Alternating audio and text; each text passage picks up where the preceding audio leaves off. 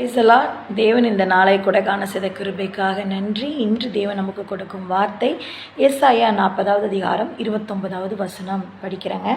சோர்ந்து போகிறவனுக்கு அவர் பலன் கொடுத்து சத்துவம் இல்லாதவனுக்கு சத்துவத்தை பெருக பண்ணுகிறார். சோர்ந்து போய் இருக்கிற நமக்கு தேவன் என்னவா இருக்கிறார்? பலன் கொடுக்கிறவராக இருக்கிறார். சத்துவமே இல்லை, எனக்கு எந்த ஒரு சக்தியுமே இல்லை, எந்த ஒரு சோர்ஸுமே இல்லை அப்படிங்கிறவங்களுக்கு தேவன் சத்துவத்தை பெருக பண்ணுகிறவராய் இருக்கிறார். இன்று தேவன் உங்களுக்கு பலத்தையும் சுகத்தையும் ஆரோக்கியத்தையும் தர வல்லவராய் இருக்கிறார். எதை குறித்து சோர்ந்து போகாதீங்க, எதை குறித்து கவலைப்படாதீங்க. ஆண்டவர் சமூகத்தில் ஒப்பு கொடுங்க. ஆண்டவரே என்னோடு இருந்து நீர் செய்கிறீர். நான் எதை குறித்து நான் சோர்ந்து போகிறதில்ல, எதை குறித்து நான் கவலைப்பட போகிறதில்ல. எனக்கு முன்பாக செல்கிறவர் நீர் என்னோடு கூட இருக்கிறீர்.